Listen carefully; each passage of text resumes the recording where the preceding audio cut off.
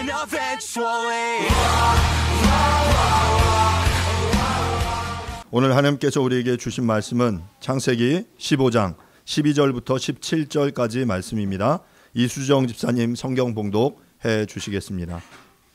하나님께서 오늘 우리에게 주신 말씀은 창세기 15장 12절에서 17절까지 말씀입니다. 말씀을 봉독하겠습니다.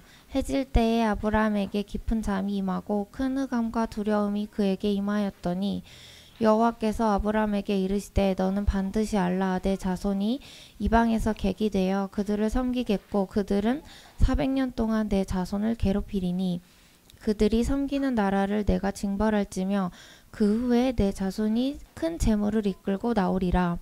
너는 장수하다가 편안히 조상에게로 돌아가 장사될 것이요 내 자손은 4대 만에 이 땅으로 돌아오리니 이는 아모리 족속의 죄악이 아직 가득 차지 아니함이라 하시더니 해가 져서 어두울 때에 연기나는 화로가 보이며 타는 횃불이 쪼갠 고기 사이로 지나더라. 아멘. 예, 모두 자리에 앉아주시기 바랍니다. 지난주 우리는 아브라함 언약이라는 제목으로 함께 말씀을 나누었습니다. 큰 전투를 마치고 돌아와 지쳐 두려움 가운데 있는 아브라함에게 하나님께서 환상 중에 나타나셔서 나는 너의 방패요 내가 너의 상급이다 라고 말씀해 주셨습니다. 이 말씀을 듣고도 아브라함은 아직 자신에게 자식이 없었기 때문에 엘리에셀을 자신의 상속자로 삼아야 하는지를 질문하죠. 하나님께서는 그 질문을 무시하지 않으시고 그를 이끌고 나오셔서 뭇별을 보여주시면서 너의 자손이 이렇게 하늘의 무수한 별처럼 많을 것이다 라고 약속해 주셨습니다. 그리고 이 약속의 말씀을 듣고 아브라함은 여호와를 믿었습니다. 그리고 하나님께서는 그의 믿음을 보시고 그를 의로 여겨 주셨죠. 아브라함을 향한 하나님을 향한 아브라함의 믿음, 그것을 의로 여겨 주신 것입니다. 우리가 지난주에 보았던 1절부터 6절까지 말씀이 아브라함의 자손에 대한 약속이라면 7절부터 21절 말씀은 바로 땅에 대한 약속을 이야기하고 있습니다. 원래는 이제 7절부터 21절 본문인데요. 함께 읽은 본문은 저희가 12절부터 17절을 읽었죠. 우리가 다시 한번 15장 전체의 구조를 잠깐 다시 한번 보면요. 15장 전체는 이렇게 이제 두 파트로 나누어진다라고 말씀드렸어요. ABC, A-B-C, B-C-C로 이루어지는데요. 앞에 이제 하나님 첫 번째는 A는 하나님이 약속하시고 아브라함이 질문하고 그리고 그것에 대해서 하나님이 다시금 질문에 대한 응답으로 약속하시는 그런 형태로 이 내용이 전개가 됩니다. 그리고 그 중간에 이제 7절이 그 아브라함의 믿음에 대해서 의로 여기셨다라는 것이 이제 중간에 배치되는데요. 오늘은 바로 이제 후반부예요. 하나님이 약속하시고 또한 이 약속에 대해 또 아브라함이 질문하고 질문한 것에 대해서 이제 하나님께서 언약을 체결하시고 확증해 주시는 것으로 오늘의 본문이 진행이 됩니다. 7절 말씀을 제가 한번 읽을 텐데요. 7절 읽겠습니다. 또 그에게 이르시되 나는 이 땅을 내게 주어 소유로 삼게 하려고 너를 갈대아인의 우르에서 이끌어낸 여호와니라. 여기서 마찬가지로 나는 누구다? I am 메시지죠. 나는 여호와다. 내가 바로 여호와다. 그런데 그 여호와가 어떤 일을 하겠다라고 말하냐면 이 땅을 주어 너에게 그것의 소유를 삼게 하려고 너를 갈대아인 우르에서 갈대아 땅 우르에서 이끌어낸 내가 바로 여호와다. 내가 바로 너를 이끌어내서 이 땅을 너에게 소유로 주겠다라고 말씀하시는 거예요. 그 이제 전체 구조 속에 이제 하나님이 말씀하시고 이제 아브라함이 질문하죠. 이제 8절에 아브라함이 이렇게 또 질문합니다. 그가 이르되 주 여호와여 내가 이 땅을 소유로 받을 것을 무엇으로 알리까? 또 질문하는 거예요. 하나님 내가 너 땅 줄 거야?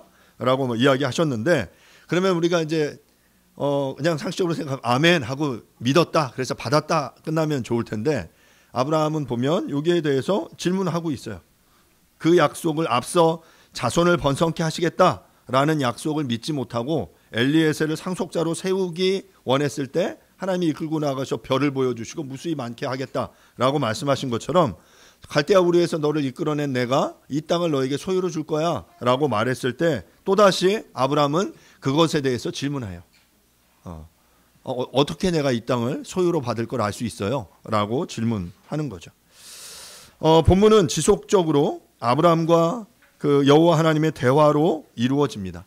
일방적으로 하나님께서 말씀하시거나 아브라함이 자신의 이야기만을 하는 것이 아니라 하나님이 말씀하시고 이것에 대해서 그 아브라함이 질문하고 의심하고 또 하나님께서 그것에 응답하시면서 내가 너에게 이렇게 약속할 거야 라고 말씀하시는 것으로 대답하시는 형태로 계속 진행되는 거죠. 그리고 그것이 하나님과의 환상 중에 이렇게 이야기가 진행되고 있는 것들을 볼 수 있습니다. 우리들도 이렇게 하나님과의 대화를 통해서 하나님을 온전히 믿을 수 있기를 간절히 바랍니다. 누군가가 하나님을 여호와를 믿으라고 해서 억지로 믿는 것이 아니라 정말 그 하나님이 믿을 만한 분인지를 내가 확인하고 검증할 수 있기를 바랍니다. 우리는 보통 일반적으로 이제 교회 오래 생활하신 분들은 의심하고 무언가를 질문하는 것은 신앙이 적은 것이다, 믿음이 없는 거다라고 폄하하지만 저는 절대로 그렇게 생각하지 않습니다. 그리고 하나님도 절대로 그렇게 여기지 않으세요.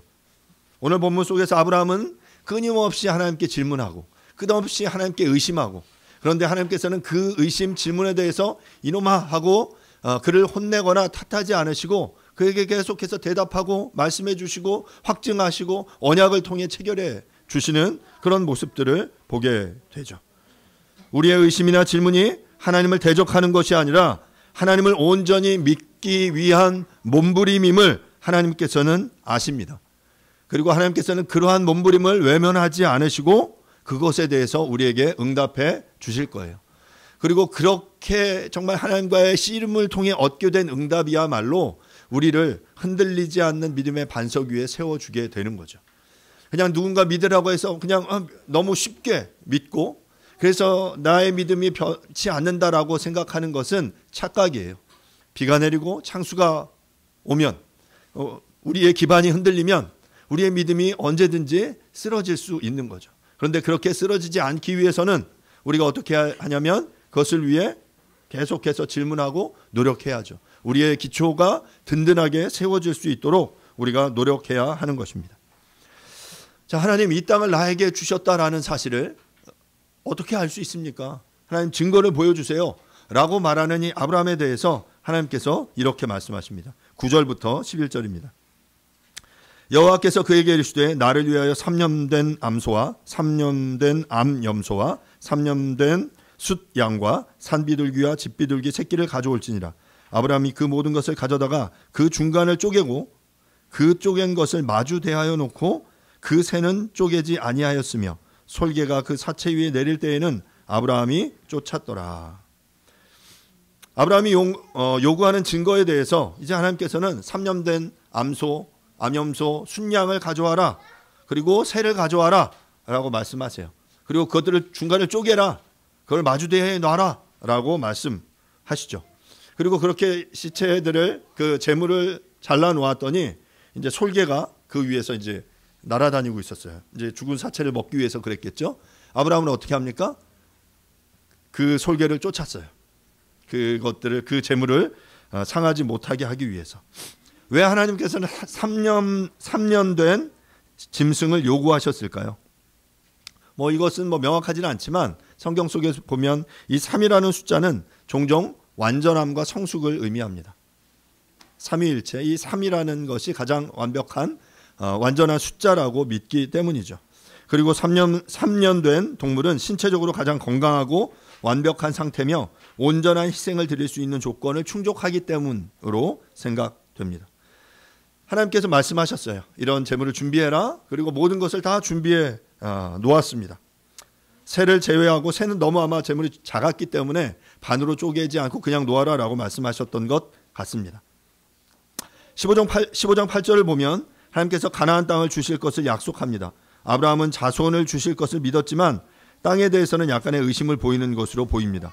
아마도 자손을 주시는 것은 그의 생애에 경험하게 되는 것이지만 땅을 얻게 되는 것은 그의 사후의 일이기 때문입니다. 하나님께서는 아브라함의 보증 요구에 대해 언약을 통해 또 말씀하시는데요. 12절입니다. 해질 때에 아브라함에게 깊은 잠이 임하고 큰 흑암과 두려움이 그에게 임하였더니. 12절에 해질 때 아브라함에게 깊은 잠이 임했어요. 왜 깊은 잠이 임했을까요? 왜? 피곤하니까. 재물 준비하고 막 설계 계속 쫓느라, 그리고 해가 지고 저녁이 늦어졌어요. 그러니까 이제 잠이 임하는 거죠. 또 아마 아브라함을 하나님이 사랑하셨기 때문에 사랑하시는 자에게 잠을 주신다고 했으니까 아마 뭐 잠이 임했을 수도 있다고 생각합니다. 깊은 잠이, 피곤했어요. 깊은 잠이 임했고 그에게 큰 흑암과 두려움이 그에게 임했다라고 말해요. 저는 해질 때라는 것이 그냥 어떤 시간적인 해짐, 어두움을 상징하기도 하지만 깊은 어둠의 상황일수록 그 빛이 강렬하기 때문에 또한 이렇게 이야기하고 있다라고 생각합니다. 뒤에 이제 하나님께서 빛으로 타는 횃불을 통해 나타나실 것이기 때문에 어둠이 짙으면 짙을수록 그 빛이 훨씬 더 강렬하게 나타나겠죠. 성경을 통해 보면 지금 이사야나 욥이나 다니엘 같은 경우 그 말씀을 보면 깊은 잠 속에서 하나님께서 만나 주시는 장면들이 굉장히 많이 등장해요. 그래서 여러분 혹시 하나님을 깊이 만나고 싶으시면 깊은 잠 가운데 하나님 만나 주세요 라고 말씀하시면 만나 주실 확률이 높을 것 같아요. 하나님께서 이렇게 아브라함을 깊은 잠 가운데 들게 하시고 그에게 나타나셔서 그에게 이제 말씀하시는 겁니다. 오늘 함께 읽었던 본문인데요. 13절부터 16절을 제가 다시 한번 읽겠습니다. 13절입니다. 여호와께서 아브라함에게 이르시되 너는 반드시 알라. 내 자손이 이방에서 객이 되어 그들을 섬기겠고 그들은 400년 동안 내 자손을 괴롭히리니 그들이 섬기는 나라를 내가 징벌할지며 그 후에 내 자손이 큰 재물을 이끌고 나오리라. 너는 장수하다가 평안히 조상에게로 돌아가 장사될 것이요 내 자손은 4대 만에 이 땅으로 돌아오리니 이는 아모리 족속의 죄악이 아직 가득 차지 아니함이니라 하시더니. 이 본문의 내용을 그대로 좀 쉽게 설명하면 너의 자손이 이방에서 객이 되어 애굽, 이방은 애굽이죠. 애굽에서 그 애굽 나라를 섬길 것이다. 그들은 400년 동안 너의 자손을 괴롭게 할 것이다. 이후에 내가 그 나라 애굽을 심판해서 그 땅 가운데서 나오게 할 텐데 나올 때 너가 큰 재물을 이끌고 나오게 될 것이다. 그리고 아브라함 너는 장수하다가 평안히 장사될 것이고 너의 자손은 4대 만에 이곳으로 가나안으로 애굽에서 가나안으로 다시 돌아오게 될 텐데 왜냐하면 이 4대라는 400년이라는 시간이 필요했던 이유는 아직 아모리의 죄악이 관영하지 않기 때문이다. 그러니까 아모리 족속의 죄악이 차기까지 하나님께서 기다리신 이후에 이제 그 일을 이루실 것이다 라고 말씀하시는 거죠. 저는 이 13절에서 아브라함에게 너 반드시 알아라 라고 이야기하는 것은 앞선 8절에서 내가 어떻게 알 수 있습니까? 라고 말한 것에 대한 하나님의 응답이에요. 하나님 아주 신실하게 응답하시죠. 하나님 우리가 이 땅을 얻게 될 거 어떻게 알 수 있어요? 알려주세요 라고 요구하자 너 반드시 알아? 내가 이렇게 말하는 거 분명히 기억해 라고 말씀하시면서 지금 이 이야기를 하고 계시는 거죠. 이 사건은 우리가 잘 아는 대로 출애굽 사건입니다. 아브라함의 자손 아브라함, 이삭, 야곱, 요셉 그리고 요셉의 때에 기근이 들고 또한 그때 요셉이 애굽의 총리로 있었고 그래서 그 아브라함의 이 자손들이 애굽 땅에 들어가서 기근을 피하죠. 그 땅에서 400년의 시간들을 보내고 나서 이제 그 땅의 족속들이 그들을 막 핍박하자 자손들이 이끌고 탈출해서 다시금 나와서 가나안 땅으로 돌아오는 이야기를 지금 아브라함에게 예언하고 계시는 그런 이야기입니다. 앞으로 몇백 년 후에 펼쳐질 그 사건에 대해서 하나님께서 지금 예언하고 계시는 거예요. 우리는 이 본문 속에서 하나님께서 지금 이 아브라함에게 약속하시면서 그 여러 가지 보여주실 때 이미 이후에 펼쳐질 모든 사건에 대한 계획들을 가지고 계시다라는 것들을 알게 됩니다. 우리는 이미 완성된 이스라엘의 역사 속에 지금 이 사건을 바라보기 때문에 어떤 일들이 벌어질지 다 알고 듣고 있지만 지금 이 말씀을 듣고 있는 아브라함은 어떤 일이 전혀 펼쳐질지 모르는 그 상황 속에서 하나님이 이렇게 하실 거야 라는 이야기를 현재 듣고 있는 거죠. 아브라함이 죽은 이후에 또 오랜 시간이 지난 이후에 이스라엘이 이제 그 애굽에서 그 땅에서 돌아오게 될 텐데 그 돌아오게 되는 그 때는 언제냐면 16절에 보면 아모리 족속의 죄악이 가득 찰 때예요. 지금은 아직 가득 차지 않았기 때문에 아직 너희들을 귀환시키지 않을 거지만 그 족속의 죄악이 가득 차면 내가 이제 이 땅의 심판을 내리며 너희를 돌아오게 할 거야 라고 말씀하십니다. 저는 이 약속의 성취가 그런 의미에서 보면 땅을 줄 거야 라고 약속했는데 우리가 볼 때는 그리고 하나님 볼 때는 이 약속이 온전히 성취된 게 맞아요. 하지만 아브라함의 입장에서는 어떻습니까? 그가 당대에는 이 약속의 성취를 자신의 눈으로 목도하지는 못하는 거죠. 이후에 약속될, 이후에 성취될 그 하나님의 약속을 그는 바라고 그것들을 믿게 되는 거예요. 왜 이렇게 오랫동안 기다려야만 할까? 이는 하나님의 때와 인간의 때가 다르기 때문입니다. 우리가 볼 때는 당장에 하나님이 심판하시는 것이 옳은 것 같은데 하나님께서는 그 때를 기다리고 계십니다.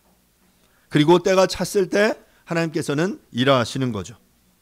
결국 이 때가 임하였을 때 하나님의 공평과 정의가 실현됩니다. 그런 의미에서 보면 하나님은 이스라엘만 편애하셔서 이스라엘을 위해서 아주 신속하게 공의를 신속하게 이 일을 성취해 주셨으면 하는 바람이 있는데 하나님께서는 이 한 민족의 부귀영화를 위해서 다른 민족을 이유 없이 심판하시는 분이 아니다라는 거예요. 그러니까 이 약속이 성취되려면 가나안 땅의 족속들을 물리치고 그들을 몰아내야만 이 땅을 얻을 수 있는데 아직 이 땅에 그 땅을 차지하고 있는 족속의 죄악이 아직 차지 않았기 때문에 하나님은 그 족속의 죄악이 찰 때까지 심판을 유보하시는 거죠.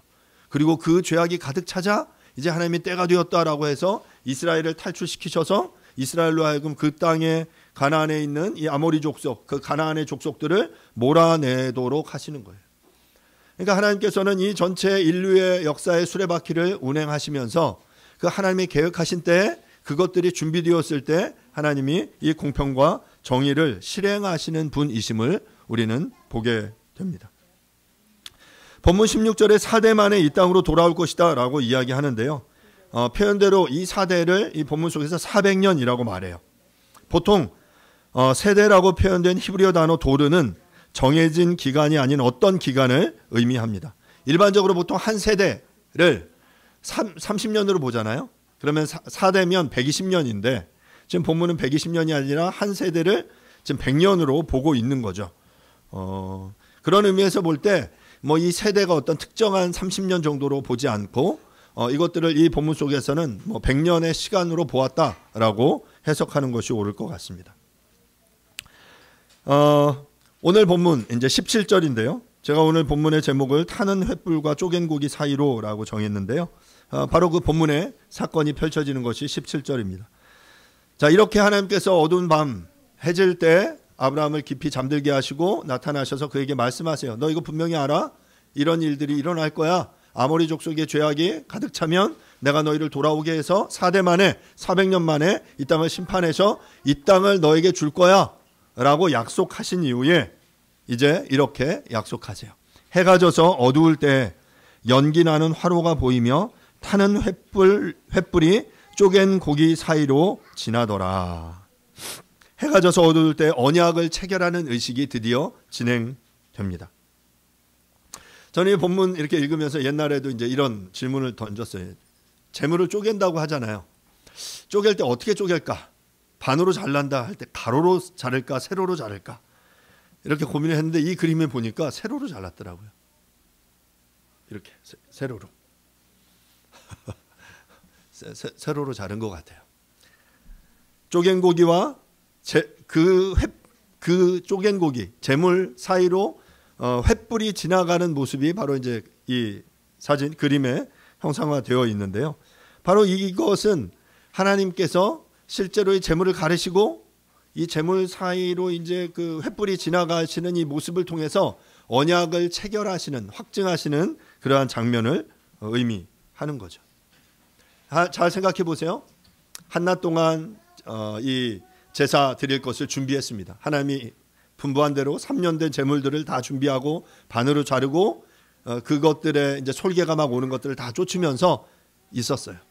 피곤해서 잠이 들었고 하나님께서 그에게 말씀하시죠. 환상 중에 하나님의 음성을 들었습니다. 그리고 이제 한밤이 되었어요.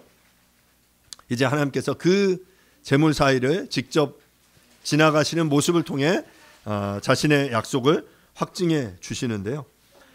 본문에서 나오는 연기나는 화로와 타는 횃불은 바로 무엇을 상징하냐면 하나님의 임재를 상징합니다. 우리가 이러한 그 타는 횃불과 연기나는 이 화로의 모습은 어디서 보게 되냐면 출애굽에서 만나죠. 하나님의 임재. 이스라엘 백성을 이끌 때 하나님께서 그들을 어떻게 인도하십니까? 낮에는 구름 기둥으로 밤에는 불 기둥으로 인도하셨다라고 말하는데 바로 하나님의 임재를 상징해요. 연기나는 화로와 그 불타는 횃불을 통해 하나님의 임재를 보여주셨던 것처럼 출애굽 당시 낮에는 구름 기둥으로 그들을 그 뜨거운 태양볕으로부터 보호해 주시고 밤에는 불기둥으로 나타나셔서 이 사막의 추위로부터 그들을 보호하시면서 내가 너의 하나님이다. 내가 너의 여정 가운데 함께하고 너를 지키겠다라는 것을 온몸으로 보여주셨는데 바로 그 모습을 이 속에서 보여주고 있는 거죠. 그런데 여러분 이 사진을 보면서 어떤 생각이 드십니까? 한번 실제로 여러분들에게 이런 사건이 임했다라고 생각해 보세요. 재물을 쫙 갈라놓고 이 사이로 지금 횃불이 지나가는 장면을 우리가 눈으로 목도하는 거예요. 어떨까요? 그걸 보면서 예쁠 것 같아요. 저는 도리어 되게 무서울 것 같아요. 이 모습을 보면서 무섭고 결국 이 하나님이 횃불 사이로 지나가는 모습이 보여주는 상징, 의미는 뭐냐면 이 결국 이 언약을 체결하시는 거거든요. 너와 나와 약속, 내가 너의 하나님이고 너는 나의 백성이다. 나의 그 약속을 언약을 지켜라라는 메시지인데 이것이 보여주는 이 사진이 보여주는 아주 강력한 메시지는 뭐냐면 이 언약을 지키지 않으면 바로 이 쪼갠 재물과 같이 너희는 다 죽을 거야라는 그런 의미예요. 너희의 이 이야기를 이 하나님과의 언약을 너희가 지키지 않으면 너희들 이 쪼갠 고기처럼 죽게 될 거야 라는 것을 상징적으로 보여주시는 것이 바로 이 본문의 사건, 그림입니다. 이 사건을 보여주는 예레미야서의 말씀이 있는데요. 예레미야 34장 18절부터 21절을 제가 한번 읽겠습니다. 송아지를 둘로 쪼개고 그 두 조각 사이로 지나며 내 앞에 언약을 맺었으나 그 말을 실행하지 아니하여 내 계약을 어긴 그들을 곧 송아지 두 조각 사이로 지난 유다 고관들과 예루살렘 고관들과 내시들과 제사장들과 이 땅 모든 백성을 내가 그들의 원수의 손과 그들의 생명을 찾는 자의 손에 넘기리니 그들의 시체가 공중의 새와 땅의 짐승의 먹이가 될 것이며 또 내가 유다의 시드기야 왕과 그의 고관들을 그의 원수의 손과 그의 생명을 찾는 자의 손과 너희에게서 떠나간 바벨론 왕의 군대의 손에 넘기리라. 이 송아지 둘 사이로 유다의 고관들, 예루살렘 고관들, 내시들, 제사장들, 이 땅의 모든 백성들이 다 통과했어요. 뭐냐면 하나님과 언약을 세운 거죠. 자, 그래서 이 언약을 지킬 때 내가 너의 하나님이 되고 너의 삶을 지켜줄 거야. 하지만 이 언약을 지키지 않을 때 너희들은 원수들의 손에 넘겨지게 될 거고 너희들은 심판을 받게 될 거고 너희들은 이 땅의 짐승의 먹이가 될 거고 너희들은 죽게 될 거야 라고 말씀하셨거든요. 그런데 실제로 예레미야 때 이 일들이 이루어지게 되는 거죠. 당대의 언약을 체결할 때 언약 당사자들이 언약의 재물 사이를 지나가는 것이 그 언약의 예식의 방법이었어요. 말씀드린 것처럼 이 행위는 이 언약의 두 당사자가 이 재물 사이를 통과하는 이 행위는 죽음으로 이 언약을 서로 지키겠다라는 그 맹세의 표현이었거든요. 그래서 당대에 이교도들도 마찬가지로 이렇게 계약을 체결했어요. 계약 당사자들이 자신의 숭배하는 신들 앞에서 계약을 체결합니다. 그러면 재물을 반으로 쪼개서 이제 그 언약을 맺은 쌍방이 그 재물 사이를 통과하게 되는 거예요. 그러면서 그들은 그 언약을 지키지 않을 때 이 언약에 명시된 저주가 그 언약을 지키지 않은 자에게 임할 것이다 라고 명시해 놓았어요. 그리고 계약서를 3장을 씁니다. 그러면 계약을 한 당사자들이 하나 갖고 나머지 하나의 그 계약서를 담아서 그들이 믿는 신의 신전에 보관하는 거예요. 그러면 이 의미는 뭐냐면 이 계약을 지키지 않을 때 이 신이 이 계약의 증인이 되어서 이 계약을 지키지 않은 자를 이 죽음으로 심판할 거다라는 것이 그 당시의 계약의 방법이었습니다. 지금 어찌 보면 그 당시의 계약의 그 모습들을 차용해서 하나님과 이스라엘이 이런 계약을 맺고 있는 거죠. 그런데 여러분, 이 계약 속에 우리가 보는 것은 뭡니까? 보통 이 계약에는 계약의 당사자가 갑과 을이 A와 B가 함께 걸어가는 것이 그 당시의 언약 체결의 방법인데, 지금 이 타는 횃불이 이 쪼갠 고기 사이, 이 제물 사이를 지나갈 때 이 희생 제물 사이를 통과한 것은 바로 하나님과 아브라함이 둘이 아니라 오직 하나님 한 분만이 이 언약의 제물 사이를 통과하고 계신다라는 거죠. 이 말은 무엇을 의미합니까? 이는 언약 성취의 이 책임이 하나님께 있음을 보여주는 거예요. 결국 이 희생 제물은, 이 예식은 궁극적으로 무엇을 상징하냐면 그리스도의 십자가를 상징합니다. 소와 양과 염소와 비둘기는 모두 구약에서 속죄와 헌신의 상징이며 예수께서 우리의 죄를 위해 최종적인 희생 제물이 되심을 상징하는 것이죠. 예수님께서 온전한 희생으로 우리를 하나님과 화목하게 하시며 이 언약의 성취를 이루셨다라는 것입니다. 그러니까 이 둘 사이를 함께 걸어가는 것이 옳은 것 같은데, 이 구원 자체를 우리들이 이룰 수 있는 힘이 우리에게는 전혀 없다라는 것을 하나님이 아시기 때문에 하나님 홀로 이 제물 사이를 통과하시면서 내가 이 언약의 주체가 된다, 내가 그리고 이 언약을 나의 힘으로 이룰 거야 라고 약속하고 계신 것이 바로 이 언약의 핵심이에요. 로마서 5장 1절은 이에 대해 이렇게 말합니다. 그러므로 우리가 믿음으로 의롭다 하심을 받았으니 우리 주 예수 그리스도로 말미암아 하나님과 화평을 누리자. 우리 주 예수 그리스도로 말미암아 하나님과 화평을 누리자. 사랑하는 여러분, 죄의 삭은 사망입니다. 바로 우리가 죽어야 할 자리에 바로 그리스도께서 대신 죽으심으로 하나님과 화평을 이루셨다라는 것이죠. 우리의 힘으로 하나님과 예수 그리스도와 하나님 또 우리로 말미암아 화평을 이루자가 아니라는 거예요.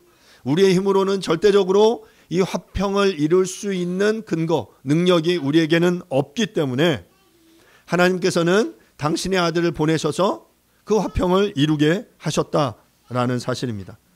하나님과의 화평은 오직 우리 주 예수 그리스도로 말미암아 이루어진다라는 이 사실을 기억해야 합니다.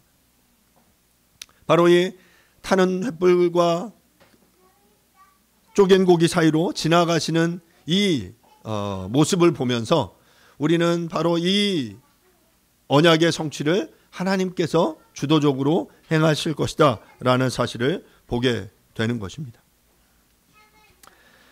그렇게 하시고 나서 이제 18절부터 21절에서 이제 하나님께서 구체적으로 어느 지역을 허락하실지를 우리에게 약속해 주십니다. 18절입니다.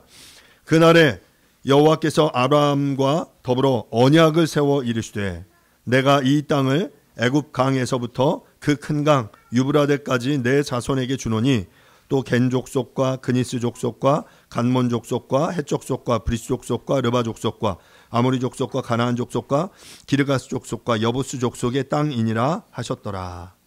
그러니까 약속을, 땅에 대한 약속을 하신 거예요. 내가 너 땅 줄 거야. 그리고 이런 일들이 이루고 나서 이 언약은 성취될 거야. 그리고 하나님이 그 횃불 사이를 통과하시면서 이 일을 내가 주도적으로 성취할 거야 라고 말씀하시고 나서 이제 구체적으로 18절부터 21절에서 땅의 경계가 어떻게 되는지를 구체적으로 말씀하시는 거죠. 남쪽의 한계는 어디냐면 애굽 땅에서부터 북쪽의 한계는 유브라데까지였습니다. 현재 아브라함에게 이 언약이 주어졌을 때 가나안 땅은 다른 족속들이 차지하고 있었고 아직 그 아브라함 자손이 애굽 땅에도 들어가지 않는 그 시간이었어요.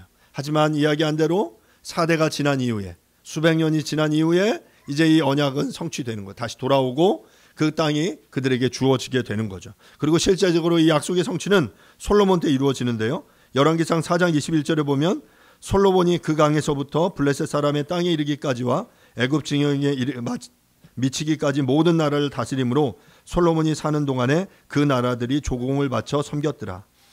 21절에서 말하는 그 강에서부터 블레셋 사람의 땅 애굽 지경, 그 강은 유프라테스 강이에요. 유프라테스 강에서부터 블레셋 사람의 땅 애굽 지경, 애굽의 강, 이 지경에 이르기까지. 다음 사진 보여주시면요. 이게 지금 창세기 15장에서 약속된 땅의 한계를 의미합니다. 그 위쪽에 보면 유프라테스 강이 보이죠. 그리고 그 아래 이제 빗금으로 친 부분이 약속된 그런 땅이에요. 밑에 이제 애굽이 나오고요. 애굽의 이 가데스 바네아 그 평지 밑으로 보면 이제 바로 이제 애굽의 땅의 한계를 보여주는 것이 바로 이제 15장이고요. 다음 사진 보여주시면 이 사진은 바로 이제 그 열왕기상 4장 21절에서 실제로 솔로몬이 탈취하고 다스렸던 땅에 빗금 친 부분이 실제로 솔로몬이 다스렸던 땅의 한계를 보여줘요. 그러니까 이 전사진 다시 보여주시면 이 전사진의 빗금 친 부분과 다음 사진에 솔로몬의 빗금 친 부분이 거의 일치하는 것을 볼 수 있죠. 그러니까 이 말은 뭡니까? 하나님이 지금 이 창세기 15장에서 약속하셨던 이 약속의 성취가 실제로 이스라엘 그 솔로몬 시대에 성취되었음을 우리에게 보여주고 있는 것입니다. 아마 이제 솔로몬까지 이어지는 이 시간이라면 400년이 아니라 한 800년 정도 이후에 시간이 지난 그 사건들인 거예요. 그런데 여러분 한번 생각해 봅시다. 나에게 만약 이런 일이 일어났다라고 생각해 보세요. 제가 어떤 집을 계약했습니다. 나의 바람은 이 새로운 집에 입주해서 행복한 삶을 사는 거예요. 그런데 이 집 계약서의 작은 조항을 읽어보니 그 집에 입주하는 것은 바로가 아니라 400년 후에 들어갈 것이다 라고 그 계약 조항에 써 있다라고 생각해 보세요. 그럼 여러분 어떻겠습니까? 환장하죠. 저희 집도 이렇게 약속된 그 날짜보다 몇 개월 늦게 들어가는 상황 속에 얼마나 고민했었는지 몰라요. 그런데 지금 하나님께서 아브라함에게 너 그 땅 내가 줄 거야 라고 했는데 실제로 그것이 이루어지는 건 400년 이후, 솔로몬 이후에 이루어지는 것은 또 몇백 년 이후에나 이루어지게 되는 거예요.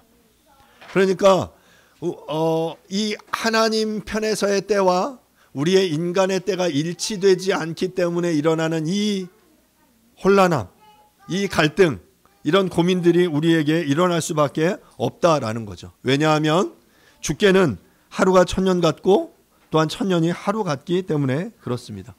하나님의 시간표와 우리의 기대가 일치하지 않는다라는 사실을 또한 우리는 기억해야 합니다.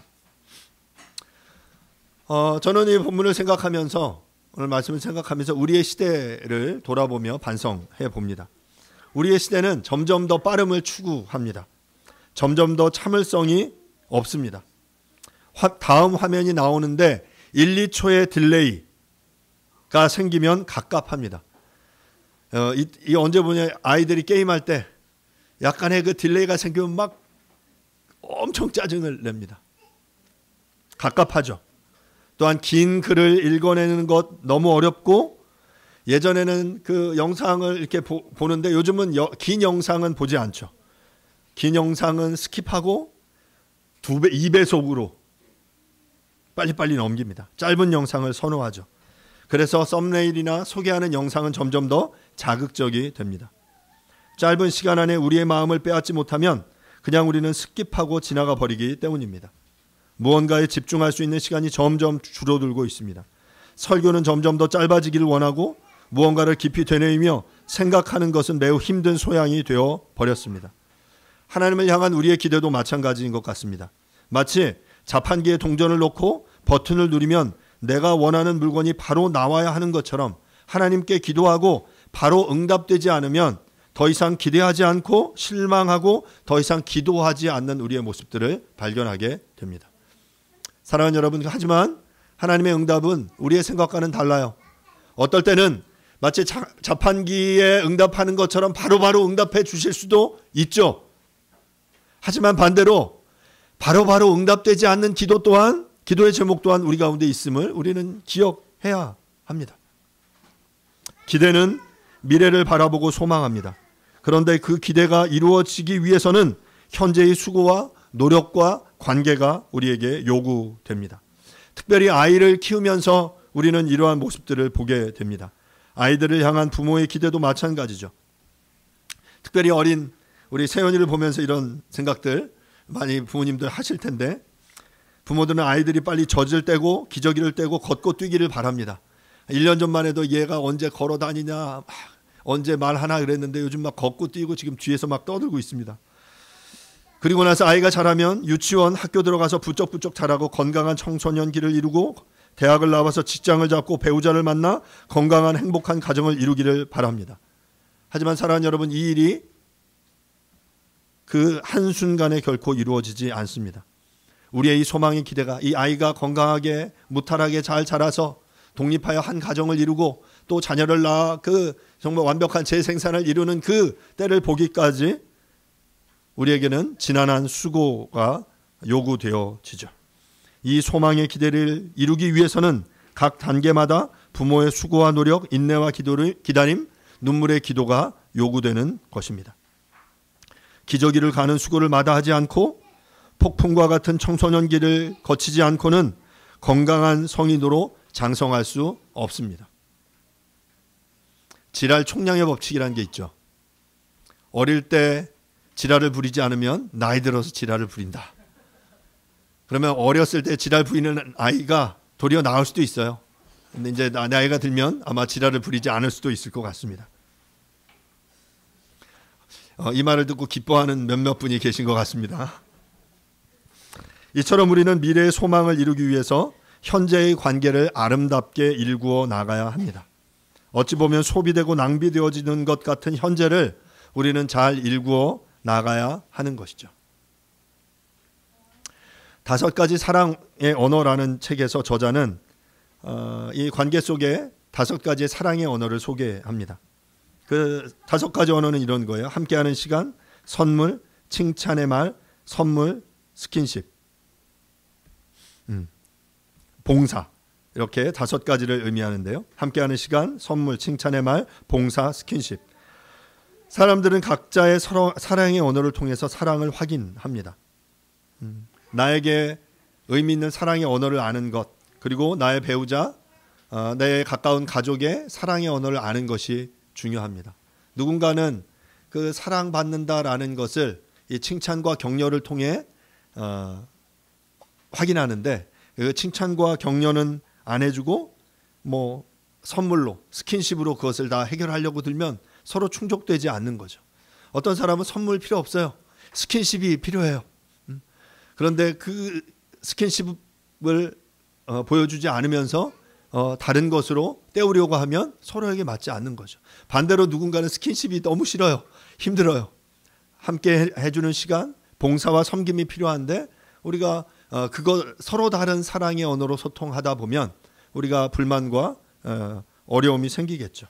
저는 이 중에 특별히 이 사랑의 언어들 중에 함께하는 시간이 매우 중요하다라고 생각합니다. 관계 자체가 우리의 기대와 소망을 이루는 동력이 되기 때문입니다. 하나님께서 일을 이루시는 방법도 매우 즉각적일 수 있지만 매우 오랜 시간을 통해 우리로 기대하게 하십니다. 그것을 온전히 이루기 위해서는 우리는 속도를 늦추고 현재의 우리의 관계에 집중하며 주님께 우리의 시선을 맞추어야 합니다. 가족들과의 관계 속에서 함께 걷거나 함께 활동하는 시간을 보내야 하는 것처럼 하나님과의 관계 속에서도 이러한 절대적인 시간이 우리에게 필요한 것입니다. 지난 그 연휴 기간 동안 저희 가족들이 제주도로 여행을 다녀왔어요. 뭐 다 갔으면 좋겠는데 다는 못 가고 이렇게 몇 명씩 함께 와서 8명이 함께 제주도를 다녀왔습니다. 거기서 이제 어떤 시간이 좋았냐 뭐 이런저런 이야기들을 돌아오면서 나누기도 했어요. 예, 뭐 여러 시간들이 의미 있고 좋을 수 있는데 저희 한결이 한솔에게 어떤 시간이 좋았니? 그랬더니 아이들이 하는 시간은 뭐냐면 목요일 날 저녁 밤 시간이 좋았대요. 그래서 왜 좋았어? 그랬더니 목요일 날 저녁 밤 시간에 밖에서 놀고 돌아와서 방에서 이렇게 가족들과 함께 달무치하고 우노하고 게임한 그 시간이 좋았대요. 밖에서 아무리 좋은 거 먹여도 아무리 좋은 거 보여줘도 별로 필요가 없어요. 함께한 시간으로 충분한 거예요. 그 시간들 속에 함께했던 그 시간들이 서로의 기억 속에 또 서로의 관계의 밀도를 훨씬 더 높여주는 그런 시간이 된 거죠. 저는 우리에게 절대적인 시간들이 요구된다고 생각합니다. 인간과의 관계 속에도 마찬가지고 하나님과의 관계 속에서도 마찬가지고 이런 시간들을 절대적으로 함께 가질 때 우리의 관계를 통해 서로를 향한 믿음과 신뢰가 증진되어지고 또 그 시간들이 채워질 때 비로소 우리가 하나님을 향한 우리의 믿음이 확인되어지고 그것들이 고백될 수 있는 것이죠. 제가 제자 훈련을 하면서 계속 이제 강조하는 한 가지 훈련이 있어요. 그 책에서 10 훈련이란 걸 이야기하거든요. 하루에 10분씩 아침, 점심, 저녁 10분씩 하나님과의 시간을 가져라. 그것이 기도하고 말씀을 읽고 하나님을 찬양하는 그 여러 가지 것들이 그 안에 녹아야 한다. 이게 뭐 꼭 10분만 해야 된다는 게 아니라 최소한 10분씩 시간들을 통해 하나님과의 그 관계 시간들을 넓혀갈 때 비로소 우리는 하나님과의 관계 속에서 풍성한 삶을 누릴 수 있다라는 것이 그 제자훈련에서의 아주 핵심입니다. 사랑하는 여러분, 사랑하는 가족들과 함께하는 시간들을 보내십시오. 또 사랑하는 우리 주님과 우리 하나님과 그 함께하는 시간들을 보내십시오. 그 시간들이 그 관계 속에서 채워질 때 하나님과 우리 속에 서로 대화하고 소통하고 또 하나님께서는 그 약속 속에 우리 가운데 이루시며 성취하실 것들을 보여주실 것입니다. 말씀을 마무리하겠습니다. 하나님께서 직접 내가 너를 갈대아 우르에서 이끌어내어 이 땅을 주겠다라고 약속하셨습니다. 어떻게 이 땅을 받을 것을 알 수 있습니까? 라는 아브라함의 질문에 대해서 하나님께서는 재물을 둘로 쪼개어 그 사이를 직접 본인이 지나가십니다. 말씀드린 대로 이것은 이 재물 사이를 지나가는 통과하는 행위는 언약을 지키지 않는 자는 이 재물과 같이 쪼갰을 당하게 될 것이다. 죽임을 당하게 될 것이다. 라는 아주 엄숙한 맹세의 언약입니다. 하나님께서는 당신의 능력으로 이 언약을 그렇게 성취하실 것을 우리에게 약속해 주신 것이죠. 그리고 실제로 이 하나님의 약속은 오랜 시간 이후에 성취됩니다. 그 당대에는 성취되지 않은 것처럼 보이지만 하나님께서는 당신의 때가 참 우리가 소망과 인내로 하나님과의 그 시간들을 채워갔을 때 하나님께서는 당신의 때에 가장 적합한 당신의 방법으로 그 약속을 이루어 주시는 것이죠. 저는 우리가 그 하나님과의 약속의 때를 가득 채워가는 우리의 신앙들이 그 시간들이 있기를 간절히 바랍니다. 그리고 또한 오늘의 그 말씀 속에서 계속해서 우리는 아브라함과 하나님과의 관계 속에서 씨름하는 아브라함을 만나게 됩니다. 하나님께서 약속하시고 하나님께 계속 질문하고 하나님께서는 계속 그것들에 응답하면서 계속 아브라함을 빚어가시는 것을 보게 되죠. 우리와 하나님과의 관계도 이러해야 된다라고 생각됩니다.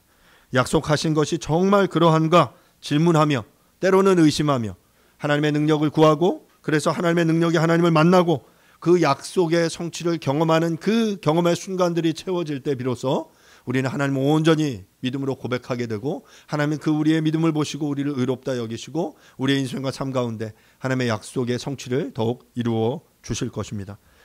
우리의 삶 속에서 그렇게 그 약속의 성취를 경험하는 저와 여러분들이 모두 될 수 있기를 간절히 바랍니다. 이 시간 말씀 생각하시면서 함께 잠시 기도할 텐데요.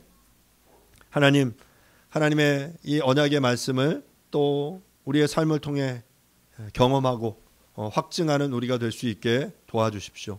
하나님이 이 약속을, 이 언약을 능히 당신의 뜻대로 당신의 때에 우리 이루시겠다라고 약속해 주셨는데 우리가 그 때를 인내하며 기다릴 수 있도록 도와주십시오. 그리고 때가 참에 이루실 그 주님의 약속에 함께 동참하는 은혜가 우리 모두 가운데 있기를 간절히 바랍니다. 이 시간 함께 잠시 기도하겠습니다. 하나님 아버지 은혜를 구합니다. 주님의 은혜 속에 우리가 나아갑니다. 하나님의 은혜를 구하며 하나님의 때를 기다리고